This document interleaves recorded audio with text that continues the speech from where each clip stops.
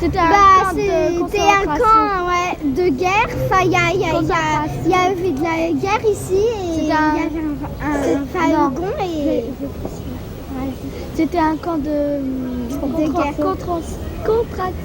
Comment? Vas-y, on dit le contraction. Mais lui, il parle.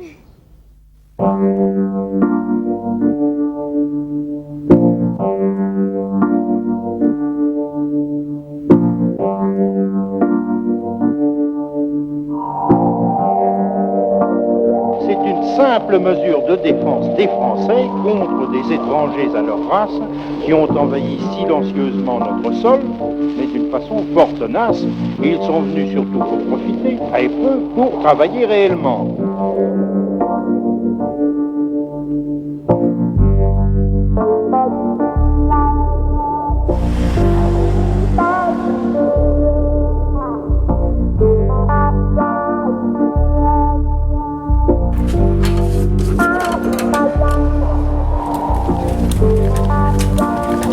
Tu m'attendais, mais t'as plus rien, t'as eu ta pension hier. T'as eu ta pension hier. Non, c'est pas ça, c'est parce qu'il vous guettait, Vincent, pour voir si vous arriviez. Ah bah, et Vincent aussi, il a eu sa pension hier. Hein? Oui. Ok. Allez, bye.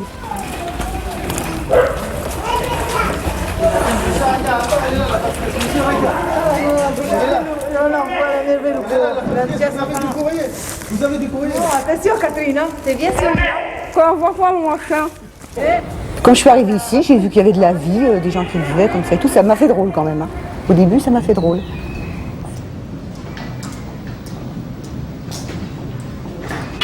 Ça a l'air de gêner pas grand monde en fin de compte.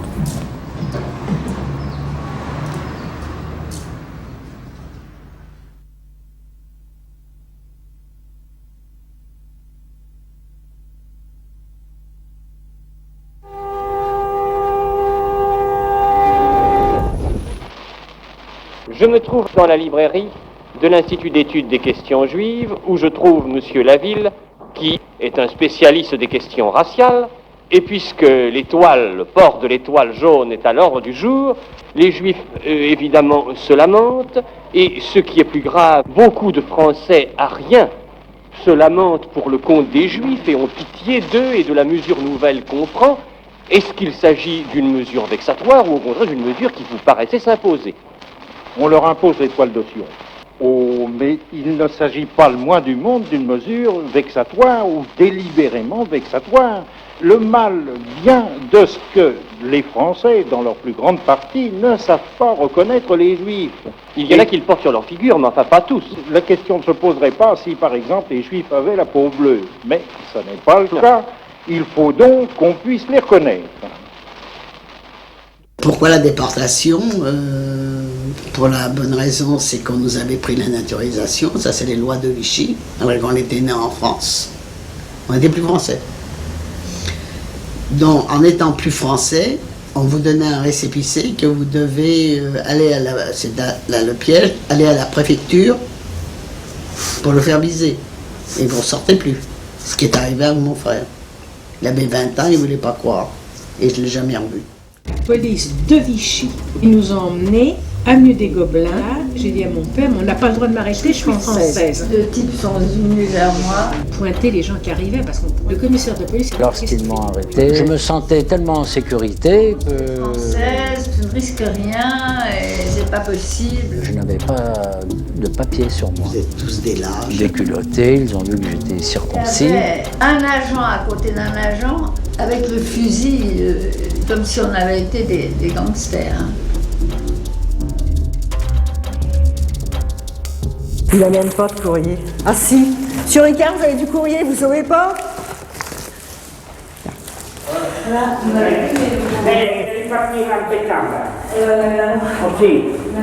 Qu'est-ce que vous avez comme papier embêtant? C'est de l'hôpital, ça. Mais c'est rien, ça.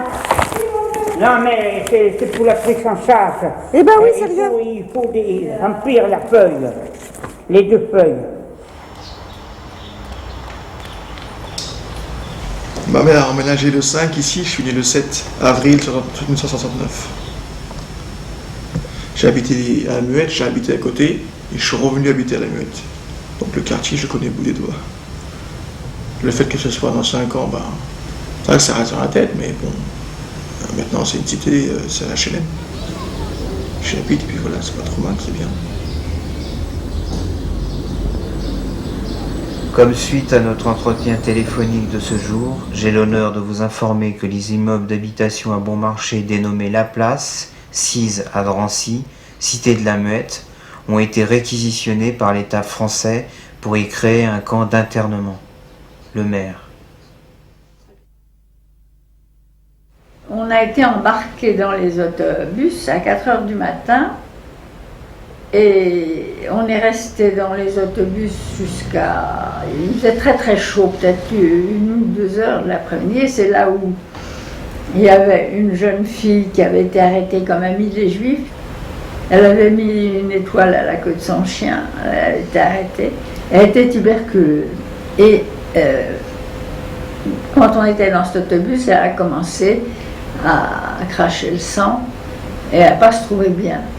Alors je l'ai étendue par terre et j'ai demandé à l'agent. Il y avait un agent par autobus qui était sur la plateforme. Je lui ai demandé la permission d'ouvrir les fenêtres parce que c'était une chaleur épouvantable.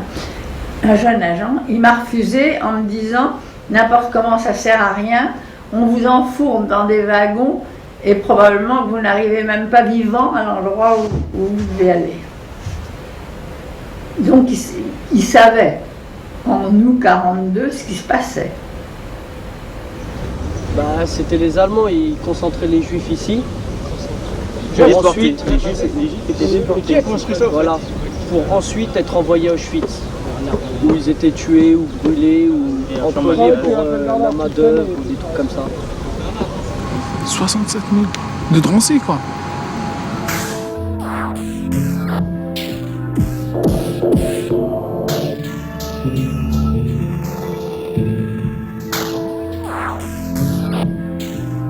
Moi, mes clés. Chez moi, ça marche pas le bidule là-bas. Ça sonne même pas. J'étais dans un immense dortoir avec des chalets, un immense dortoir avec des chalets. Et j'ai cette image ça grouillait, une vraie fourmilière. Et je suis rentrée là-dedans. Quand j'ai regardé, il y avait des chalets avec des paillasses, avec des gens. C'était quelque chose de terrible. Tout était triste. Il n'y avait rien. Puis cette population que vous voyez de loin, ça vous a fait quelque chose.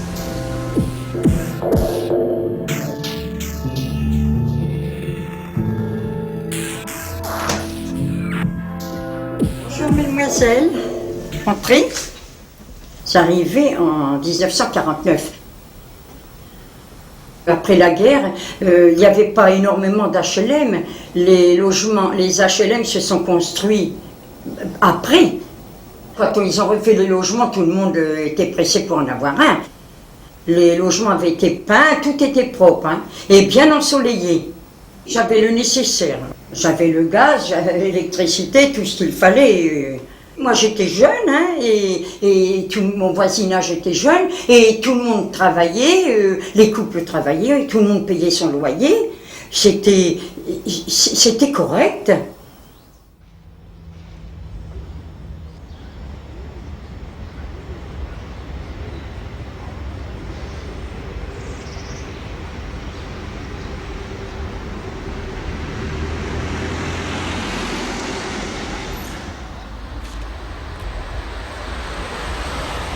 Les souvenirs de la vie pratique de tous les jours, vous savez, on vivait d'espoir, plus ou moins. Alors nous, on ne travaillait pas. La journée, on sortait, je me rappelle, dans la cour, dans le cours de Drancy. Je veux dire, je me souviens que pour faire notre toilette, il y avait dans la cour je pense que c'est des lavoirs, genre lavoirs. C'était des genres de lavoirs comme dans lesquels les bêtes buvaient quelquefois. Mais à la différence près qu'il y avait des robinets en enfilade et on faisait là sa toilette.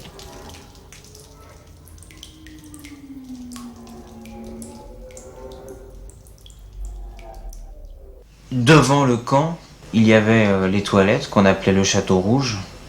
Et effectivement, des Drancéens en fait se plaignaient de voir le cul des Juifs parce que c'était à l'air. D'abord, on avait le droit d'y aller 1 heure les hommes, 1 heure les femmes. On n'avait pas le droit d'aller à moins de 20. 20 femmes aux heures paires et 20 hommes aux heures impaires. C'était le capitaine Vieux qui était capitaine et qui était complètement fou. Il était avec une baguette et il faisait le tour du camp tout le temps à bicyclette. Un jour, il nous a mis dans une cave parce qu'il avait donné des coups de pied dans le ventre d'un homme. Nous sortions du Château Rouge et ça nous avait beaucoup frappé. Enfin, on a manifesté alors de fureur parce que nous manifestions. Il nous a mis dans une cave.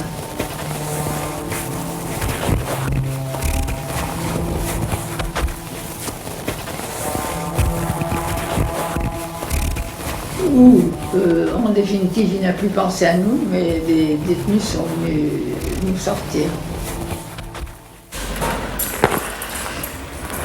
Elle est rentrée, Maria? Comment? Maria. Ouais. Ah, pas avant fin octobre? Ah, parce que je la voyais pas, d'habitude elle rentre toujours pour... Ouais. Bah, je continue à vous le mettre dans votre boîte alors. Tout le monde croit que c'est une cité de... Voilà, c'est une cité de bouffons, une cité du machin. Mais ceux qui sont ici, ceux qui restent ici, quoi, ils savent très bien que c'est bien, qu'il y a de l'ambiance, qu'on s'amuse bien. Mais ici, c'est bien.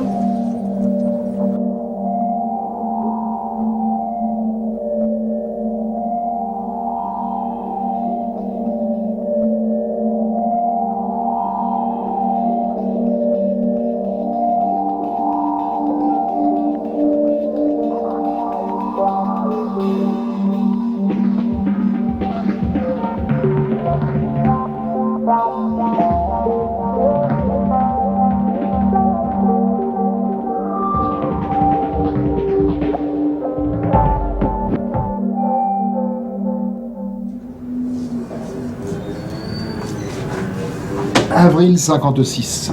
Les parents tenaient la boutique et moi j'allais encore à l'école. Bah, pour l'époque c'était très bien.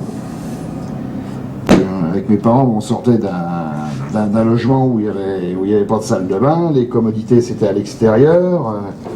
Donc tout de suite ça semblait confortable, hein. Il y avait quand même une différence. Hein. Aux alentours il y avait plein de terrains qui étaient libres, il y avait des jardins ouvriers, il y avait encore, pas des champs mais presque. Disons des terrains vagues, tout du moins. Puis bon, maintenant, bon, le béton a pris la place. C'était une petite campagne. Le projet commence proprement dit dans les années 30. C'était un projet révolutionnaire par d'abord son envergure, parce qu'on n'avait jamais vu un projet comme ça, de faire une cité aussi grande. Il y avait 5 tours, qui faisait 14 étages, qui était un scandale à l'époque. Et puis, ce qu'on appelle le fer à cheval, donc cet édifice de 200 mètres sur 80.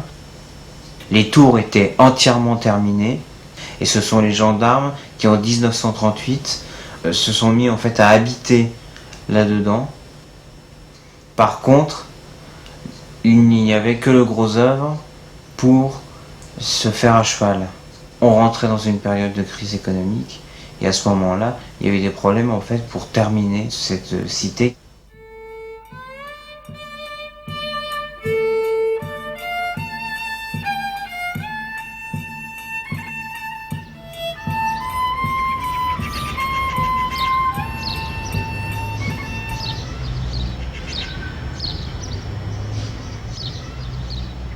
Tous les soirs des déportations, j'allais avec un jeune garçon qui avait 18 ans, qui s'appelait Bloch. Nous allions porter du lait que la municipalité de Drancy nous donnait pour les enfants. Et là, on en donnait aussi aux personnes très âgées. Et j'ai toujours la vision. Alors les gens se précipitaient sur nous parce qu'ils pensaient un peu de lait chaud dans cette horreur qu'ils étaient en train de vivre dans ces escaliers de départ. toujours il se précipitait sur nous. Et un vendredi soir, je me souviens très très bien, il y avait une petite lampe au milieu de cette chambrée qui était pleine de gens, puisqu'il y avait toujours 1000 personnes par transport.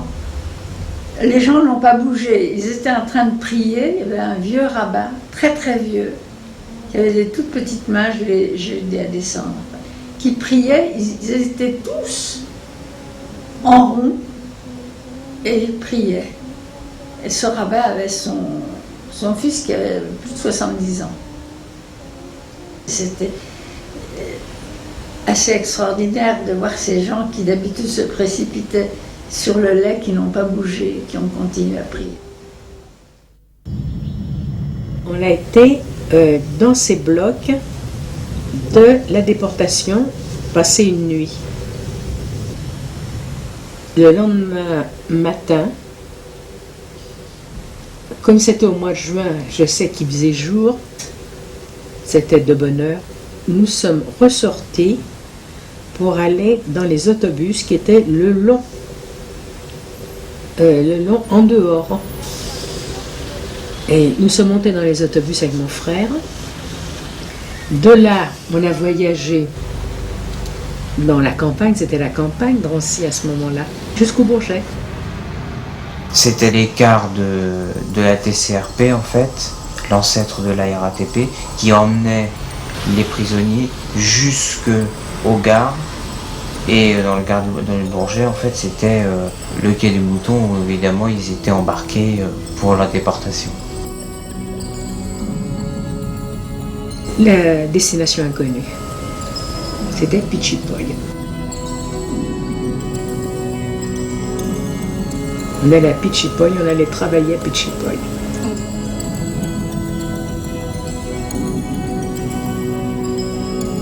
Et moi, j'ai toujours été sûre qu'on allait à la mort, j'ai toujours dit.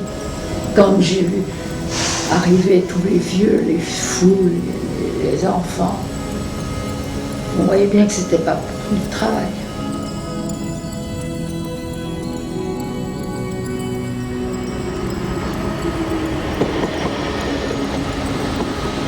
Il y avait un pont qui était au-dessus. Certains Français, en fait, venaient se goberger, regarder le fait qu'ils s'étaient emportés en les traitant de sales juifs, etc.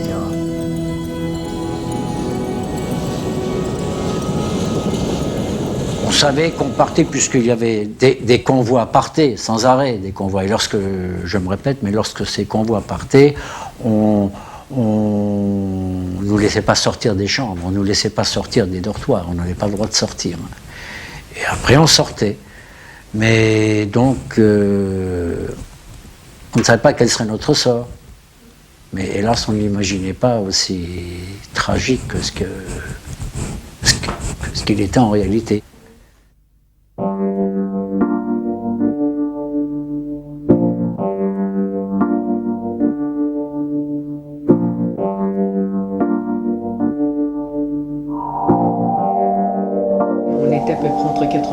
Nous étions dans des wagons à bestiaux. On s'accroupissait quand la fatigue vous prenait, puis on se redressait.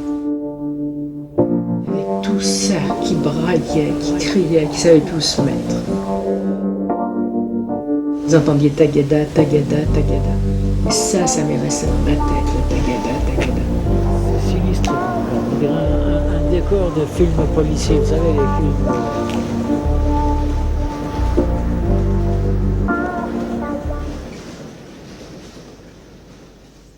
Il y a 53 ans que je suis passé sur une de ces voies.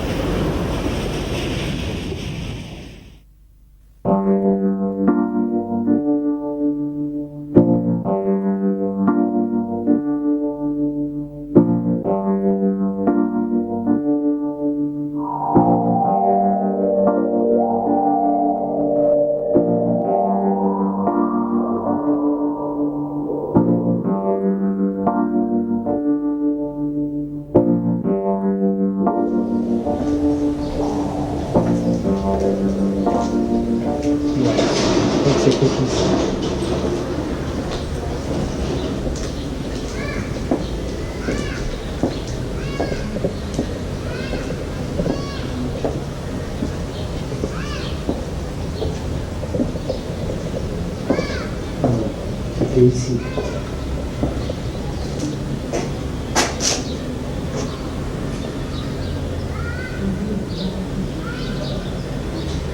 C'était ici.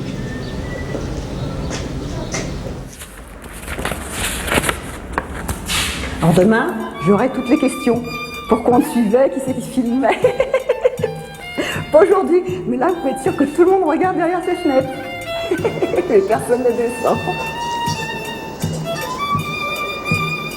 C'est plus familial ici quand même. C'est plus familial. Dans une grande tour, tu vas pas être aussi chaleureux que dans une petite cité comme ça. Quand on est en U, on se voit, on n'est pas. Ils sont pas derrière moi, ils sont pas devant, ils sont à côté, ils sont juste là.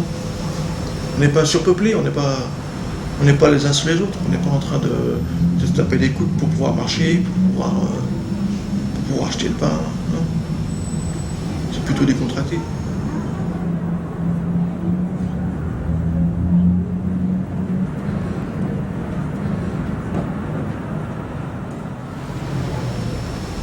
Disons qu'on n'est pas. On ne se sent pas prisonnier, à part si on est au fond de la cité. Si on est au fond, bon, on se sent un peu prisonnier, mais sinon, tu vas vers le bout, tu te sens pas. T'as pas les tours autour de toi. C'est vrai que tu as intérêt à ce qu'il y ait un peu de verdure, un peu d'espace. T'as pas la pression sur toi.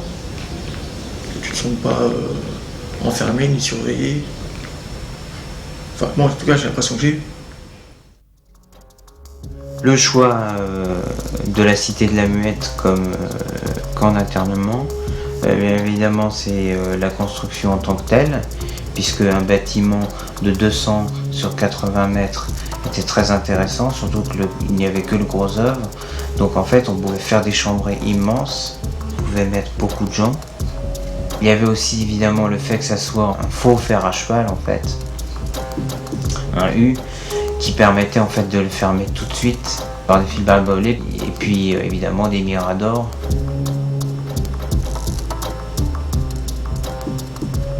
Pour pouvoir en fait surveiller les internés. Tout au long du rez-de-chaussée étaient prévus en fait des commerces dans la cité.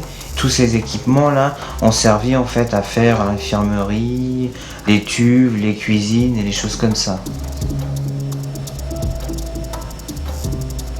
Les internés étaient en fait emprisonnés que dans les étages.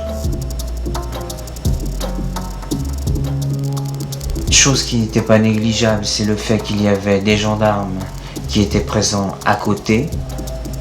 Et dernière chose qui était vraiment essentielle, c'était aussi la présence de la gare du Bourget, puis ensuite de la gare de Bobigny, qui permettait en fait évidemment d'une façon très très rapide d'emmener les internés, puisque c'était très proche, en déportation.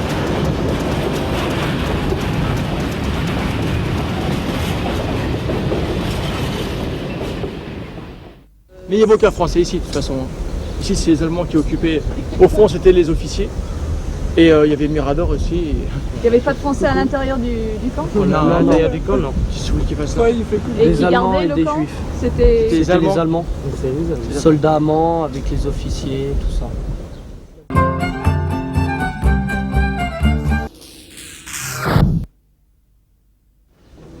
Là c'est un Français. Ouh, ça ouais c'est. C'était un Français. Ah ouais, ça c'est pas l'habit allemand. Était-ce un camp à l'époque? Ça c'était la Muette. C'était pas Libération ça, non? Ici c'était tout barré. Ça c'était la Muette, c'est ce qu'il y a là. Voilà. Et c'était barré tout autour. Ça prouve la haute trahison de France. Oh la chance, il n'y avait pas d'arbre. Ça c'est un Français. Là il s'était barré. C'est pas un Allemand parce que les Allemands. C'est pas le photo truqué non? Les Allemands ils avaient pas de képi. T'es sûr? Non, c'est un Français, ça. C'est un gendarme. C'est un Français. Mais ça peut être à Libération, ça peut être... Non, c'était pendant la guerre. Ah, c'était pendant la guerre, il y avait des arrivés là. Ils arrivaient là. Tous les déportés. Mais attends, parce qu'il y a moins d'ailleurs des miradors. On voit, ouais, par là, on les voit, on voit un peu le photo là. Ah ouais, exact. Non, mais ça c'était fermé. Je peux faire un gros plan. Vous savez, les gendarmes faisaient des fouilles, ils prenaient les cigarettes et puis ils les revendaient à d'autres. C'était courant, ça. C'est vrai qu'ils passaient des lettres clandestines, mais avec de l'argent. Tout ça, c'était par intérêt. Moi, je pense que les Français sont aussi coupables que les Allemands, et beaucoup de Français sont coupables. Oui, le fait qu'on ait été gardés par les Français, c'est la chose la plus atroce qui puisse nous arriver. D'ailleurs, c'est ce que j'ai toujours dit.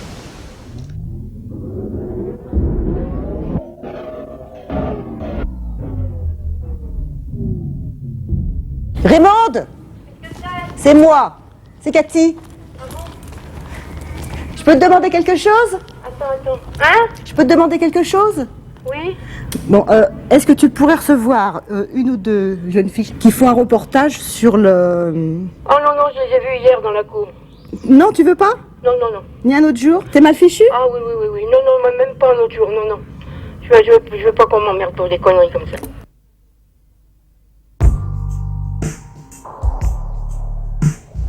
Les meilleurs colporteurs de la mémoire, ce qui s'est passé, c'est peut-être les habitants qui y sont actuellement.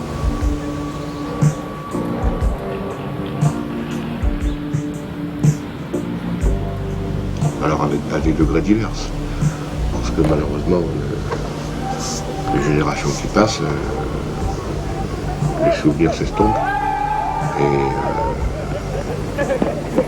peut-être qu'il y a des générations qui ont du mal à croire. Tout ce que les livres racontent, les photos racontent et ce que l'histoire raconte.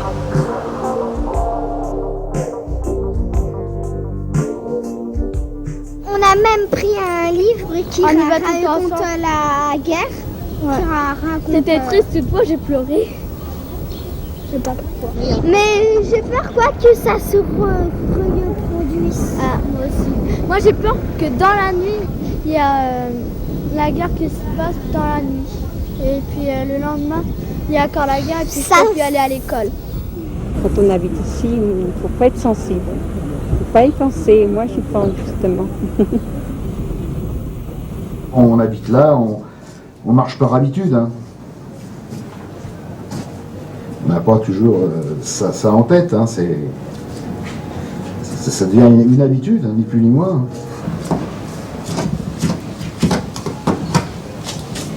C'est quand même des choses qui sont importantes, qu'il ne faut pas oublier quand même. Hein. Il y a même plein de gens qui sont restés. Hein.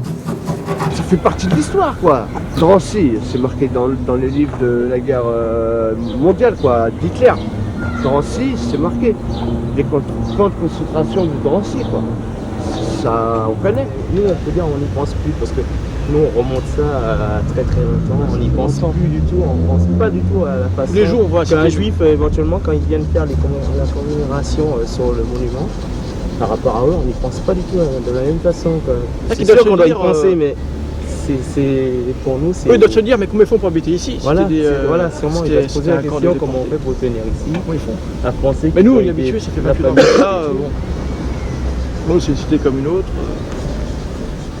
La plupart de mes amis qui demeurent à Paris, quand ils viennent chez moi, ils sont un peu bouche bée. Ils se demandent, la première chose qu'ils me disent, mais comment tu fais pour habiter ici?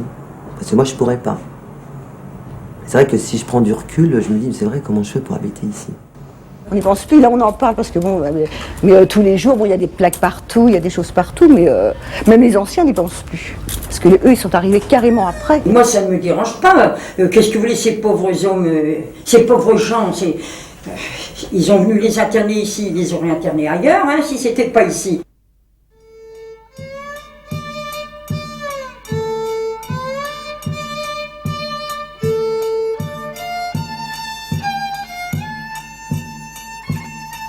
Ça, l'arrivée des enfants, c'est certainement ce qui est le pire.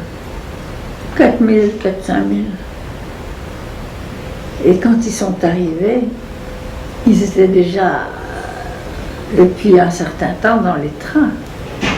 Alors ils étaient malades et sales. On avait beau leur dire qu'ils allaient retrouver leurs parents, ils ne nous croyaient pas. Ils voulaient absolument rester avec nous. Il y en a qui disaient... Madame, adopte-moi. C'est affreux. Et il y en avait des tout petits, qui pouvaient à peine marcher. Et alors, ils ne pouvaient même pas apporter leur petit paquet de vêtements. On savait qu'ils allaient être déportés puisqu'on avait dit que c'était pour rejoindre leurs parents. Donc ceux-là étaient tout de suite dans les escaliers de départ et certains étaient sur ces matelas en plumes dégoûtants, d'autres sur de la paille qui n'était pas renouvelée. Et la personne qui s'occupait du ravitaillement à la préfecture s'appelait M. Colère. Et on a découvert à la Libération plein de paille fraîche et d'huile qui réservait pour les années futures, mais il laissait les enfants dans de la paille dégoûtante.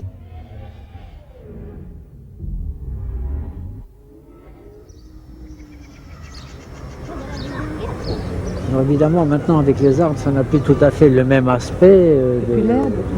Et puis l'herbe, il n'y avait ni herbe ni arbre. Alors évidemment, les bâtiments étaient à nu, c'était donc. Il n'y avait pas tout ça. Quand on voit les anciennes photos du camp, c'est exactement pareil. Ça n'a pas changé, c'est exactement pareil. Par contre, au lieu d'avoir des arbres et tout, c'était le grand désert avec des gens qui se baladaient partout.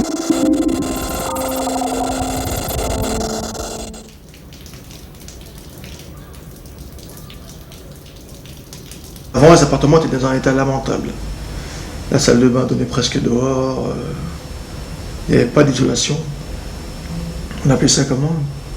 Un sabot. On ne pouvait pas s'asseoir à l'intérieur, on s'asseyait sur le bord et les pieds étaient dans la baignoire.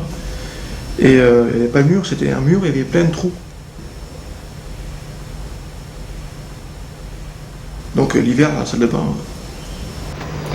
Un dilemme qui s'est posé à l'époque où nous avons fait les travaux dans cette cité, c'est-à-dire en 1988, était le suivant, c'est-à-dire nous avions des logements extrêmement vétustes qui ne correspondaient pas aux conditions d'habitabilité moderne, c'est-à-dire très concrètement il n'y avait pas de salle de bain digne de ce nom, il y avait un bâti qui se dégradait, il y avait une contrainte pour l'office départemental, il faut en parler, une contrainte financière. À l'époque nous n'avions pas les moyens de tout faire ce qu'il fallait faire.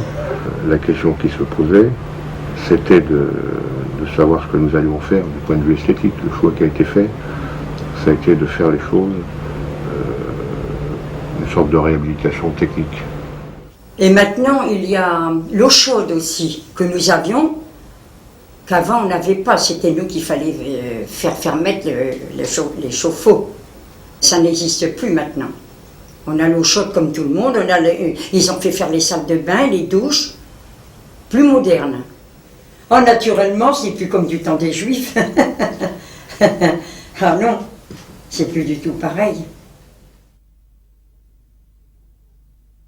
J'habite ici depuis 11 ans et même 2 mois.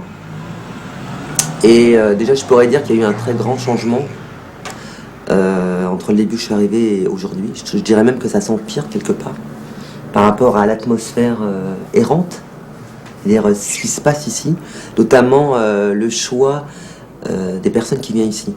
Ce sont pour la plupart des personnes avec de gros problèmes, des gens qui ne travaillent pas, des gens alcooliques, des gens drogués, des gens seuls, des gens...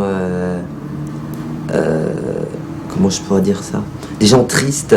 Avant, c'est quand même il y a plus de personnes âgées, mais enfin, petit à petit, on a réservé les logements. Et ça refait un ghetto, disons. Ça refait un ghetto d'autres personnes, mais c'est un peu ghetto. Hein. Non, c'est calme, il y a une bonne ambiance. Ouais, ça a toujours été bien, il n'y a jamais eu de problème. Avant, il y avait beaucoup de personnes âgées ici. Beaucoup de personnes âgées. Au fur et à mesure, la jeunesse prend place. Avant, c'était trop calme avant. Avant, nous, on se plaignait parce que c'était vraiment trop calme. Ouais, il y a des vieux ici. On s'embête, il n'y a rien à faire, dès qu'on fait du bruit, on se fait engueuler. Maintenant, il ne faut pas se plaindre s'il y a des délinquance. Mais bon, c'est vrai que ça, quand tu rajeunis un peu une cité, c'est mieux. C'est très souvent que ça déménage. On voit régulièrement les appartements qui se vident, qui se remplissent. Mais en fait, c'est resté ce que c'était pendant la guerre, quoi. Juste un immeuble transitoire, qu'en fait les gens viennent, repartent, donc le fond est resté un peu le même.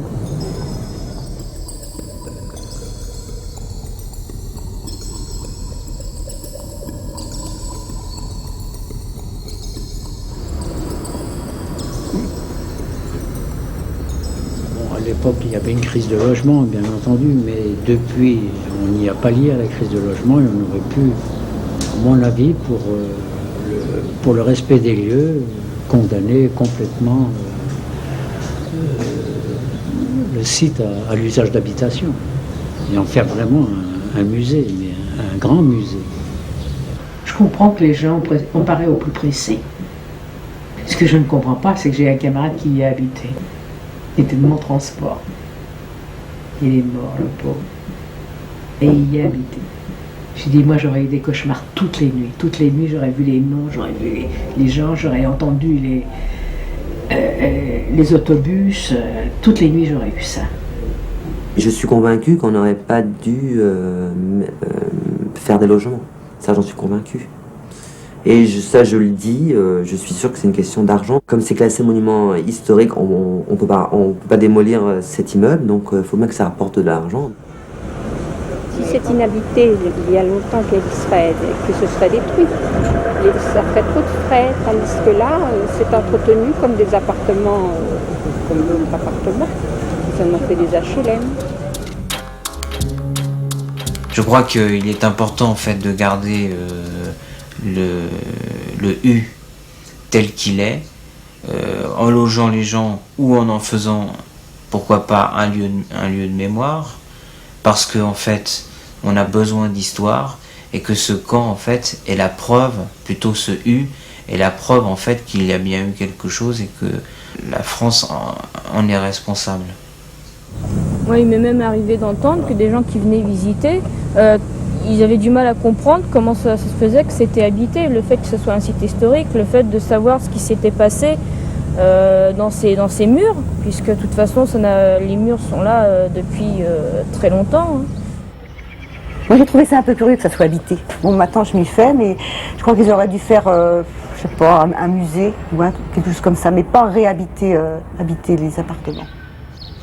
La question qui se pose, y compris pour faire vivre un lieu de mémoire comme ça, est-ce que c'est de le transformer, de le fossiliser en musée, ou est-ce que c'est plutôt de faire en sorte, tout en respectant son état initial et en donnant des conditions d'habitabilité moderne, est-ce que c'est pas plutôt de faire en sorte que les gens qui continuent d'y habiter colportent, d'une certaine façon, la mémoire de ce qui s'est passé. Le fait de le voir ainsi habité, c'est banaliser ce qui s'est passé, le départ de l'Holocauste, du génocide. C'est d'ici qu'on est parti.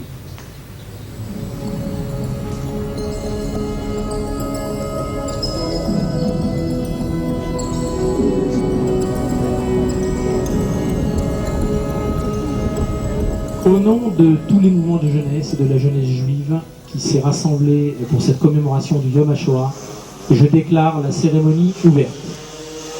Et comme toute cérémonie, nous allons démarrer, si vous voulez bien, par 1 minute de silence.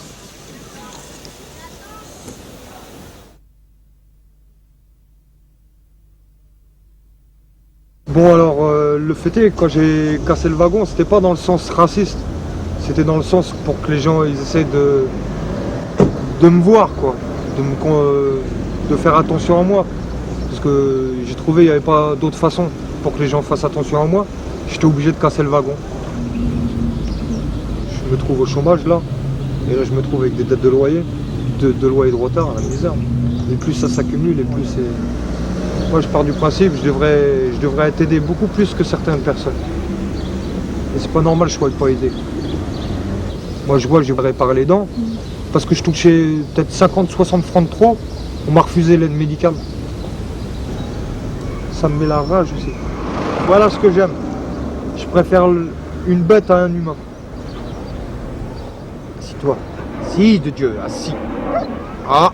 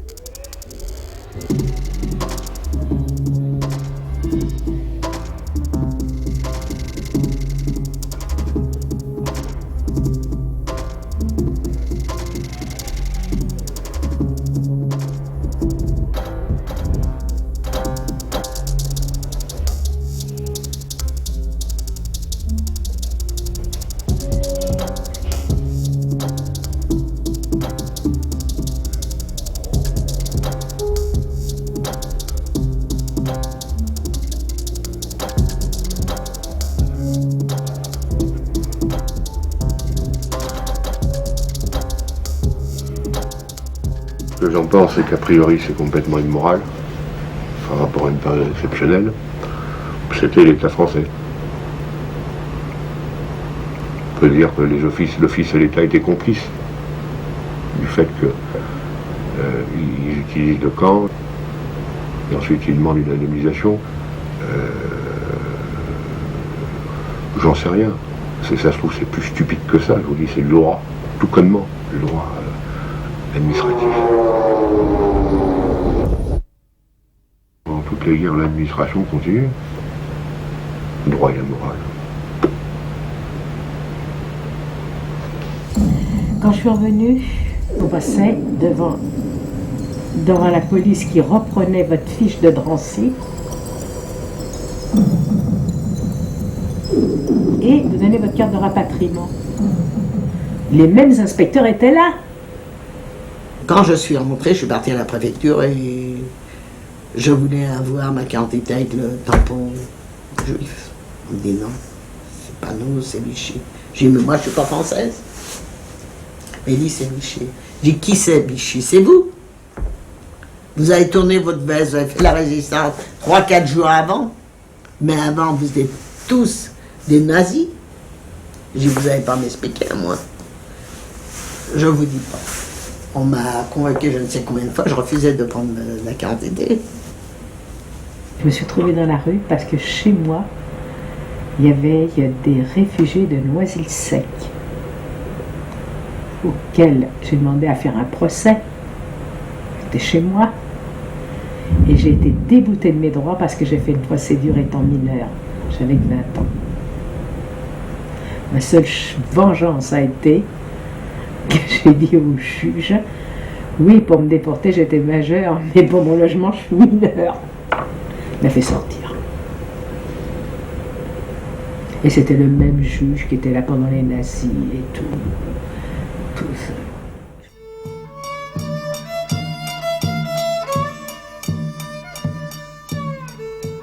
Vous savez, ça vous transforme complètement. Moi, d'abord, avant, je ne savais même pas si j'étais juive ou pas. Pendant des années, je ne voulais plus être juive. Je n'avais trop souffert. Il faut se dédoubler, malheureusement, quelquefois dans notre raisonnement. Pourquoi? Parce que nous sommes juifs. Alors nous devons raisonner tantôt en tant que ressortissants du pays dans lequel on vit, et tantôt en tant que juif. Seulement ça, je l'ai fait toute ma vie, depuis même mon adolescence. Moi, je dirais, puis quand j'entends un juif dire qu'il est français juif, c'est complètement idiot. Ça n'a pas de sens. Ça n'a pas de sens parce que personne ne reconnaît qu'on est français juif.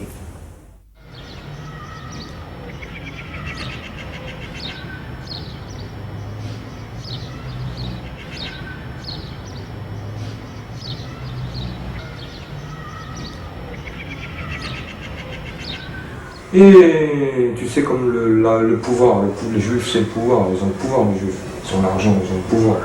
Hein. Moi j'ai eu de la chance encore, je suis pas tombé sur un procureur, c'était un juif, parce que là ils m'auraient massacré. L'avocat juif plus le procureur juif, ils m'auraient tué. Moi je suis tombé sur une femme procureur, terrible, tu vois, une femme qui était humaine, tu vois. Elle a compris, parce que je lui ai expliqué ce que mon cœur il a envie de dire, les raisons, tout ça.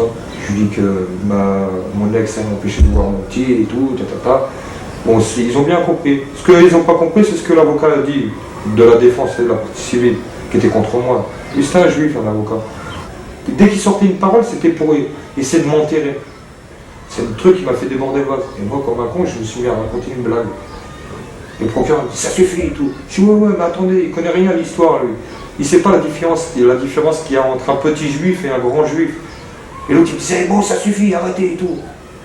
Et bon, ça, c'est plus les nerfs, tu sais, il m'a fait dire la blague, parce que ça, c'est une blague raciste, ça.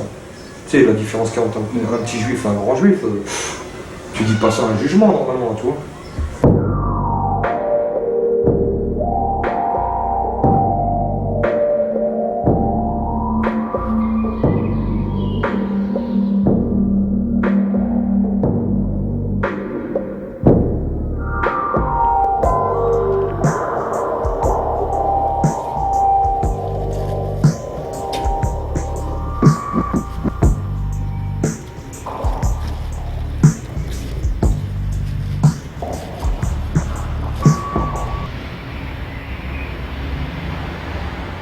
Mes parents sont tunisiens.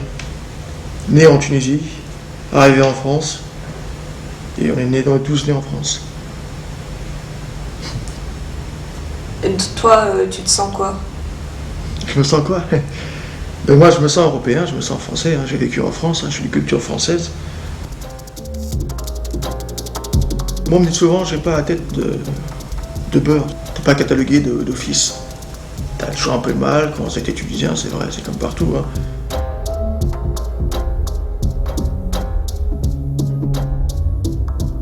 Mais les problèmes de nationalité, on les a eus. J'ai souvenance dans mon enfance avoir entendu mon père toujours dire qu'il avait des problèmes avec ses papiers. Il a toujours eu des problèmes, puisque mes parents étaient polonais, il a toujours eu des problèmes avec ses papiers.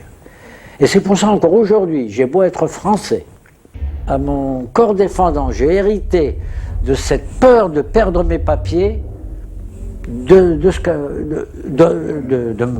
mes parents. Je suis convaincu que bien que né ici, de nationalité française, si j'arrivais à perdre mes papiers, eh bien j'aurais certainement plus de problèmes qu'une personne qui s'appelle Durand, Duval ou Dupont. Vendredi, j'ai failli taper un gars. Je vais rentrer en boîte, il met sa main devant. Je lui dis oh, j'ai failli me battre avec lui, un videur, un blond en plus, yeux bleus. Oh, il m'interdit de rentrer. Ah non, moi je veux pas ça. Tu es de quelle origine? Tunisienne. Et tu es né en France? Ouais. Tu te sens français? Franchement? Franchement. Du fond de mon cœur? Oui. Non, pour moi je suis tunisien. De pure souche. De père et de mère. Je sais pas, pour moi je suis considéré comme un étranger. Quand on voit le Front National arriver en deuxième place à Drancy, c'est un peu dur à encaisser. C'est chaud. Il est monté, le Front National. En comparaison à avant, il est passé deuxième ici à Drancy. Bon, il n'est pas passé premier, mais bon, c'est pas grave. Il va se bien. Même il y a de plus en plus de villes maintenant. Avant il n'y avait pas de villes, il y en avait une. Maintenant il y en a 4, 5. C'est bien. Le Pen, lui, il a de mauvais trucs, tu vois. Il a quand même des trucs positifs, parce qu'avec lui, les étrangers s'en vont, les étrangers s'ils s'en vont, on paye plus pour eux, tu vois. On paye plus pour eux, ça veut dire ce que ça veut dire. Ça veut dire que ça va rentrer plus d'argent.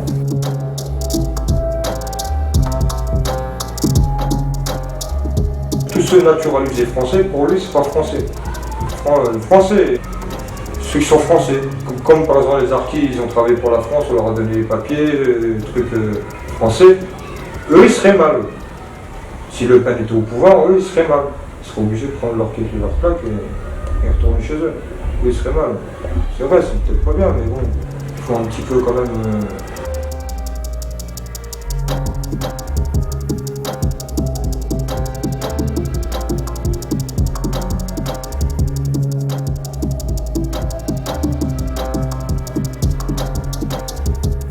Il y en a peut-être, je sais pas, moi, ils viennent de l'Asie, ils sont pas français, parce que tu vois, des Noirs, je sais pas, pas de Guadeloupe ni de Martinique, ceux-là, ils sont français, pas de problème. Je ne comprends pas de cela, moi. Pour moi, c'est pas des clandestins, ceux-là.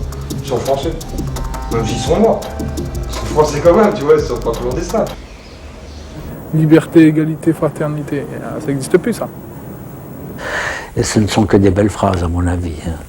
Des belles phrases sur les frontons des édifices publics, et puis que ça s'arrête là, c'est tout. Hein.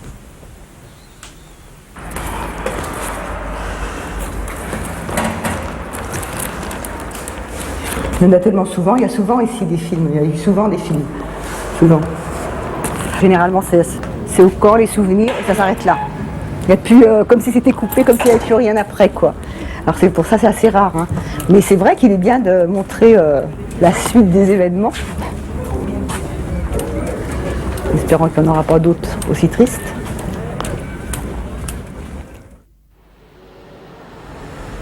On me demandait souvent, ah, qu'est-ce que tu préfères, la France ou la Tunisie? Ah, je préfère la France quand même. La Tunisie, c'est bien pour les vacances, mais pour y vivre. Donc moi, je me sens français, je sais que je finirai mes jours en France.